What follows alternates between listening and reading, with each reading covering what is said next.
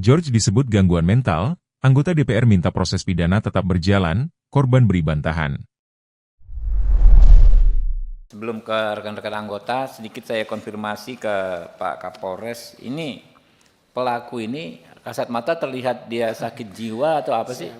Mohon izin Pak, itu kalau kasat matanya seperti yang disampaikan oleh Bapak yang terhormat Ketua, tapi kami tidak bisa mengejas ataupun kami tidak bisa menentukan. Setega itu gitu kan? Kami akan melakukan pemeriksaan. Jadi kayak Pak, bukan manusia gitu loh. kami akan melakukan pemeriksaan psikologis yang bersangkutan. Iya, tapi jangan jadi alasan pemaaf nanti Pak. Siap. Ya.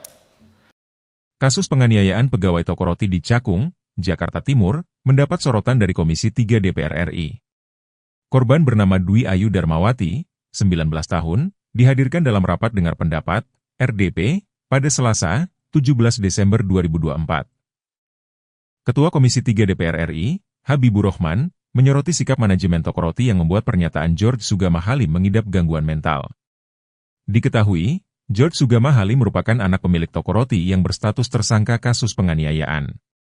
Habibur Rahman meminta kepolisian tetap memproses pidana George dan tak menjadikan gangguan mental sebagai alasan untuk memaafkannya. Jadi begini Pak Kapolres, jangan sampai itu nanti diarahkan menjadi alasan pemaaf ketidaknormalan dia dalam konteks kemanusiaan memang begitu tega, ucapnya, Selasa, 17 Desember 2024, dikutip dari tribunjakarta.com. Politisi Partai Gerindra tersebut yakin George mampu mempertanggungjawabkan perbuatannya secara hukum sehingga proses pidana harus dilanjutkan. Menurutnya, tindakan George menganiaya pegawai menggunakan kursi, patung, loyang kue hingga mesin edisi sangat tidak manusiawi.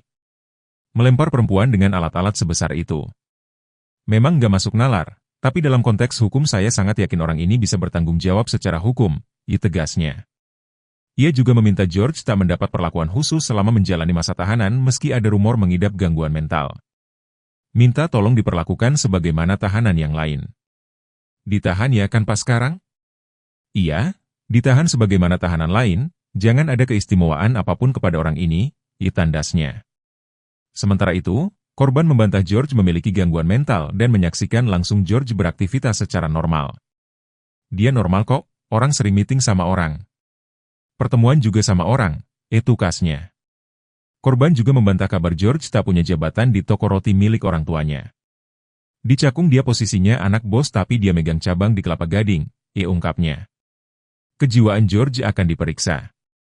Kapolres Metro Jakarta Timur, Kombes Pol Nicholas Ari Lilipali, menyatakan George akan menjalani pemeriksaan psikologi untuk mengetahui keterbelakangan kecerdasan intelligence quotient, IQ, dan emotional quotient, EQ.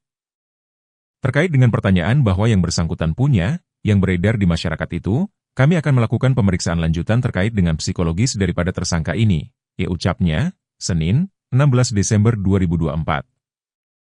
Sehari sebelum ditangkap, George menjalani pengobatan kejiwaan di Sukabumi, Jawa Barat, didampingi keluarga. Kebetulan di Sukabumi itu ada informasi yang bahwa ada tempat pengobatan di Sukabumi. Nah mereka berangkat ke Sukabumi untuk ingin melakukan pengobatan terhadap si tersangka, tukasnya. Informasi mengenai keterbelakangan mental George diunggah di akun Instagram toko roti milik orang tuanya Lindaes Patisserie Veveverove.